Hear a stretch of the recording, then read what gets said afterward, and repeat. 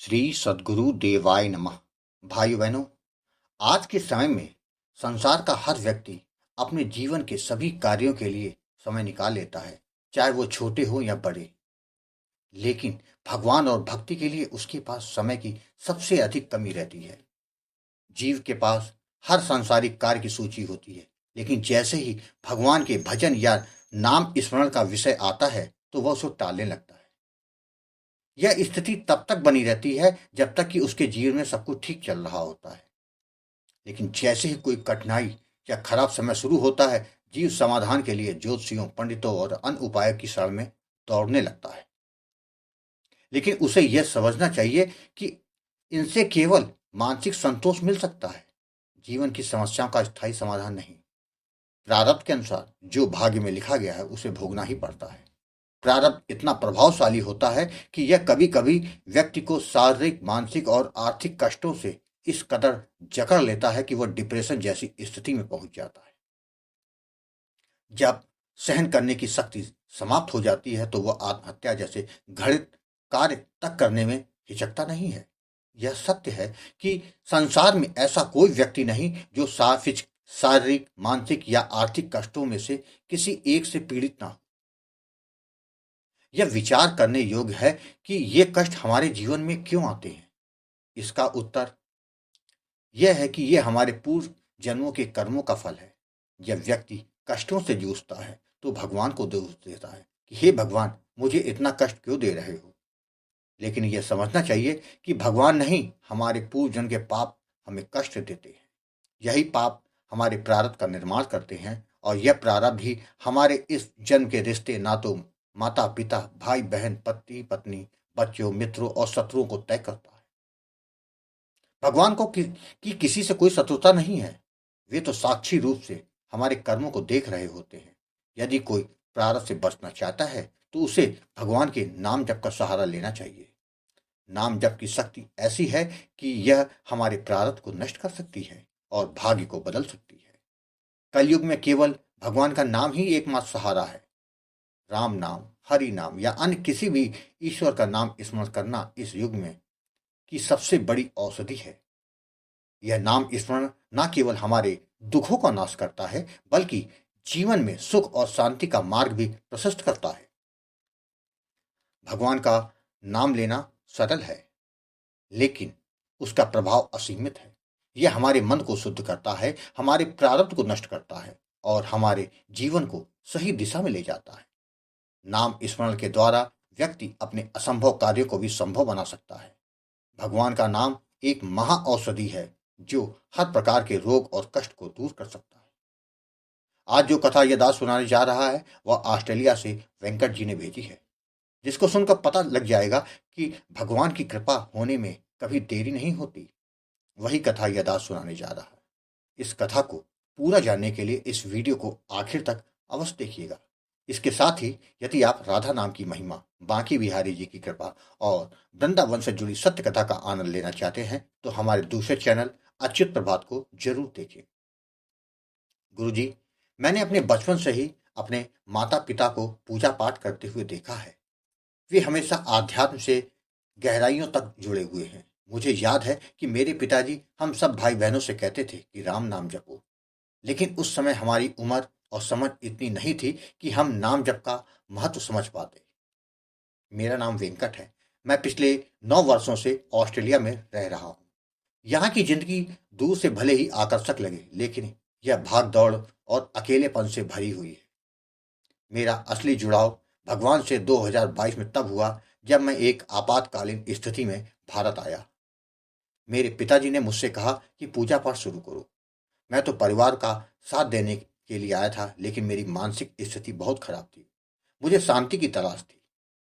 पिताजी के कहने पर मैंने पूजा पाठ की शुरुआत की। मैंने पूरे मन से हनुमान चालीसा का जाप किया। मुझे याद है मैंने कई बार 100 बार तक हनुमान चालीसा पढ़ी। यह मुझे शांति देता था और मेरे मन को स्थिर करता था।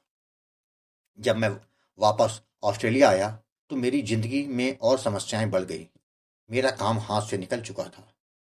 मेरी एक बहुत बड़ी राशि कंपनी ने रोक ली और मेरा रूम पार्टनर से लड़ाई हो गई। पुलिस तक बात आ चुकी थी। मैं अपने आप को बहुत असहाय महसूस कर रहा था। मैं 2022 में डिप्रेशन में रहा और 2023 में जाने की कगार पर आ गया। जिंदगी में कुछ भी ठीक नहीं हो रहा था। फिर सोचा कहीं दूसरी जगह नौकरी की तलाश करूं। उसके लिए एक कोचिंग इंस्टीट्यूट को पैसा देने दिया। उन्होंने मेरी सरकारी नौकरी लगवाई जिसमें मुझको 5.5 घंटा फ्री में ऑस्ट्रेलिया जैसे महंगे देश में काम करना पड़ा। सोचा था कि अच्छी नौकरी लग जाएगी तो सब अच्छा हो जाएगा। किंतु किंतु ऐसा कुछ नहीं हुआ। उसी दौरान मेरी एक सड़क दुर्घटना हो गई जिससे मुझे तो कुछ नहीं हुआ किंतु मेरी कार पूरी तरह से डैमेज हो गई। मेरा सारा पैसा फिजूल के खर्चों में जा रहा था। कमाई बिल्कुल नहीं थी। सुबह फ्री काम करता, रात में टैक्सी चलाता। जो कमाता था वो अनावश्यक खर्चों में सब चला जा रहा था। दिसंबर 2023 में मैंने प्रण लिया कि 40 दिन तक ना बाल काटूंगा ना नाखून, और हर दिन 50 बार हनुमान चालीसा पढ़ूंगा। मैंने इसे पूरा किया, लेकिन भगवान से शर्त रख दी कि अगर मैं यह करूंगा तो मुझे फल चाहिए। यह मेरी नासमझी थी। इसके बाद भी जीवन में समस्याएं खत्म नहीं हुई। 20 इसके बाद एक नौकरी लगी, किंतु वह भी मजबूरी में करनी पड़ी। वहां की जो मैनेजर थी वह बहुत ही गलत तरीके से बात करती थी। एक दिन 20 फरवरी 2024 को मंगलवार वाले दिन मैनेजर ने मुझसे बोला कि कल से तुम मत आना, मुझे तुम्हारी जरूरत नहीं है। मैं पहले ही परेशान था, फिर और परेशान हो गया। लेकिन यह होने से कुछ दिन पहले आपका चैनल मेरी बहन ने मुझको बताया था। मैंने उसे देखकर राम नाम जपना शुरू कर दिया। उस समय मैं बिना माला के, बिना विधि विधान के बस राम नाम का जाप करता था। इसके साथ हर दिन 10 बार हनुमान चालीसा पढ़ा।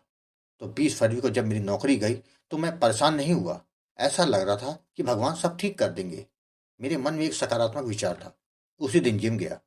शाम को तो व्यायाम करते वक्त मैं घायल हो गया और मेरी उंगली फ्रैक्चर हो गई। उसी दिन नौकरी भी गई और उसकी दिन यह हादसा भी हो गया। बहुत दर्द से गुजरा। जिम से जो मुझे हॉस्पिटल लेके गए थे उन सज्जन का नाम था हरि कृष्ण था, और उनकी बाजू में हनुमान जी का टैटू था। मैं बस दर्द से सीताराम हाय रोते रोते बोल रहा था। भगवान जी, आपने मेरे साथ ऐसा क्यों किया? मैं बहुत दुखी था। हमें रात में इमरजेंसी में रखा गया। मैंने 10 बार हनुमान चालीसा पूरी करी। हमें वक्त एहसास हो गया कि दुनिया में बस भगवान जी हमारे साथ हैं और कोई हमारे साथ नहीं है। गुरुजी, जिसके बाद मैंने आपसे बात करी, आपको अपनी सारी परेशानी बताई। आपने मुझे सीताराम नाम का दान दिया, जबकि विधि तथा सावधानी के बारे में समझाया। आपने कहा था कि यह सब प्रारब्ध का खेल है। निरंतर नाम जप करोगे तो जीवन बदल जाएगा। आपके बताए अनुसार नाम जप शुरू कर दिया। उसके बाद 40 दिन के लिए भारत आया। जब मैं भारत आया तो मुझे अयोध्या, वाराणसी, वृंदावन और बाबा नीम करोली के दर्शन का सौभाग्य मिला। रामनवमी के दिन मैं अयोध्या में था। यह सब राम नाम की कृपा से ही तो संभव हुआ था। फिर जब ऑस्ट्रेलिया आया तो एक नौकरी मिली, किंतु सैलरी बहुत कम थी।